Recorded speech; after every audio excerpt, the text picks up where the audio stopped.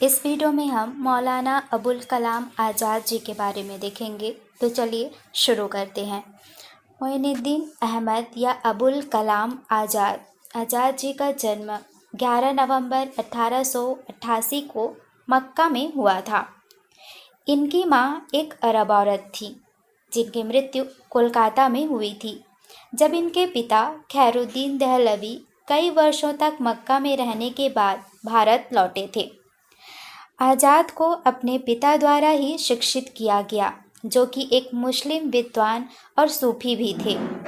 इन्होंने आज़ाद को धर्म, अरबी, फारसी और उर्दू की शिक्षा दी। आज़ाद ज़्यादातर उर्दू में ही लिखते थे और उन्होंने कुरान पर अपनी टिप्पणियों का स्थायी योगदान भी दिया है। आज़ाद की परंपरागत इस्लामिक शिक्षा में अपने प्रशिक्षण से परे ज्ञान की अन्य प्रणालियों को भी सीखने में बहुत रुचि थी। उनके विचार इस्लामी नैतिक शिक्षाओं के अनुसार पश्चिमी ज्ञान और मूल्यों के लिए भी खुले हुए थे। बौद्धिक रूप से आज़ाद शेख अहमद सरहिंदी जैसे भारतीय विद्वानों का अनुसरण करते थे, जिन्हें भारतीय इस्लाम के एक सुधारक और उदार सूफी के रूप में जाना जाता है, जिनका सूफीवाद इस्लामी कट्टरपंथियों की तुलना में हिंदू वेदांत दर्शन के करीब माना जाता है। एक अन्य सुधारक सैयद अहमद खां की भी आज़ाद अपने लेखकों में प्रशंसा करते थे। आज़ाद का राजनीति में प्रवेश तब हुआ जब 1905 में ब्रिटिश शासन ने धार्मिक आधार पर बंगाल का विभाजन कर दिया। आज़ाद ने इस विभाजन का विरोध किया और उस समय उन्हें श्री अरविंद घोष और श्याम सुंदर चक्रवर्ती का भी समर्थन मिला।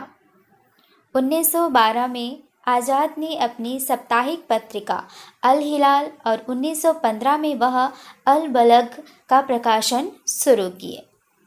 उनकी इन पत्रिकाओं का उद्देश्य मुस्लिमों में राष्ट्रवाद की भावना जागृत करना और उन्हें ब्रिटिश हुकूमत से आज़ादी के लिए राजनीतिक आंदोलनों में भाग लेने के लिए प्रेरित करना था। 1916 में उनके प्रेस को अंग्रेज़ों द्वारा बंद कर दिया गया। अपनी गतिविधियों के लिए आज़ाद को जेल भेज दिया गया और जेल में ही उन्होंने अपनी एक आत्मकथा तज़किरा भी लिखी। इनका आत्मकथा का नाम है तज़किरा। अल बलग पत्रिका द्वारा उन्होंने मुस्लिमों को एकत्रित करके डॉक्टर मुख्तार अहमद अंसारी और हकीम अजमल खान के साथ मिलकर भारत में खिलाफत आंदोलन शुरू किया, जिसके द्वारा आज़ाद ने तुर्की के उस्मानी साम्राज्य के प्रथम विश्व युद्ध में हारने पर उन पर लगाए गए कर एवं जुर्माने का विरोध किया। उस समय ऑटोमन मक्का पर काबिज थे और इस्लाम के खलीफा वही थे। इसके कारण विश्व भर के मुस्लिमों में रोष था और भारत में यह खिलाफत आंदोलन के रूप में उभरा, जिसमें उस्मानों को हराने वाले मित्र राष्ट्रों ब्रिटेन, फ्रांस, इटली के साम्राज्य का विरोध हुआ था। बाद में इन तीनों लोगों ने मिलकर किसी प्रकार के ब्रिटिश समर्थन या नियंत्रण के बिना भारतीयों द्वारा पूरी तरह से कामयाब एक उच्च शिक्षा संस्था के रूप में दिल्ली में जामिया मिलिया इस्लामिया की स्थापना की। आज़ाद अपनी सक्रियता और भारतीय राष्ट्रीय कांग्रेस में सदस्यता की वजह से जल्द ही महात्मा गांधी और जवाहरलाल नेहरू के साथ संपर्क में आ गए। आज़ाद का सबसे पहला काम 1919 में महात्मा गांधी के साथ खिलाफत आंदोलन, सविनय अवज्ञा आंदोलन, रोलैट एक्ट के खिलाफ असहयोग आंदोलन के साथ शुरू हुआ था। आज़ाद गांधी और मुस्लिम समुदाय के बीच एक महत्वपूर्ण कड़ी बन गए। इन दोनों ने मिलकर गांधी के अहिंसक आंदोलनों और विचारों जैसे स्वदेशी और स्वराज के लिए मुस्लिमों का ज़्यादा से ज़्यादा समर्थन मांगा। आज़ाद 1940 से 1945 तक भारतीय राष्ट्रीय कांग्रेस के अध्यक्ष थे। इस दौरान गांधी ने भारत छोड़ो आंदोलन शुरू किया। वे भारत के सभी बड़े नेताओं के साथ 3 वर्ष तक जेल में रहे।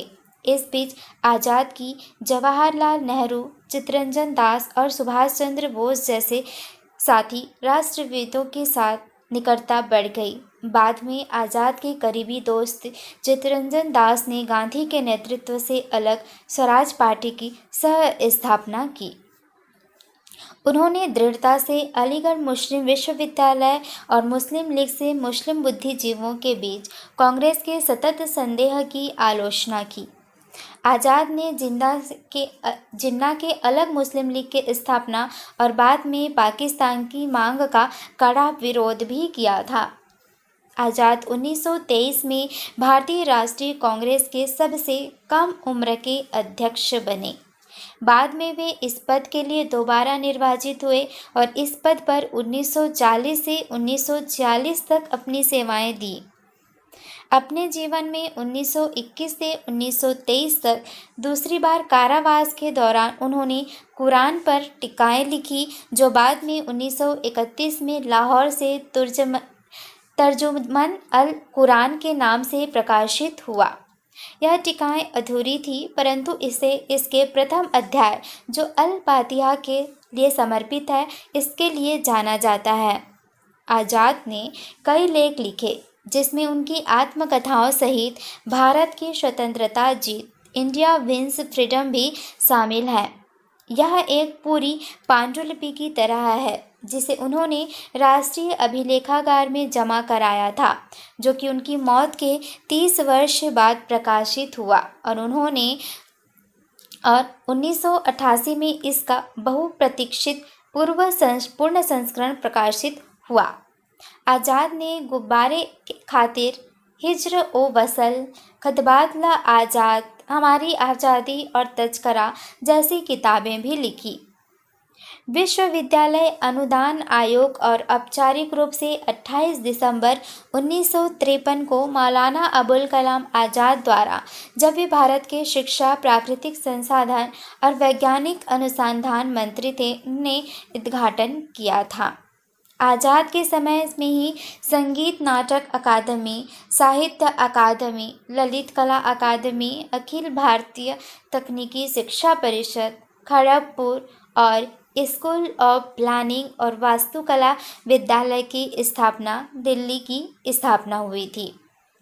इन सभी संस्थानों की स्थापना में आज़ाद का महत्वपूर्ण योगदान रहा। जवाहरलाल नेहरू उन्हें मीर एक कारवां और गांधी जी उन्हें सीखने का सम्राट, द एम्पायर ऑफ लर्निंग कहकर पुकारते थे। 22 फरवरी सन 1958 में आज़ाद का भारत के पहले शिक्षा मंत्री के पद पर रहते हुए निधन हो गया था।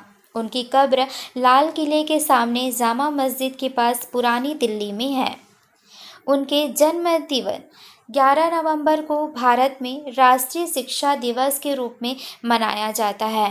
उन्हें 1992 में मरणोपरांत भारत का सर्वोच्च नागरिक सम्मान भारत रत्न से सम्मानित किया गया।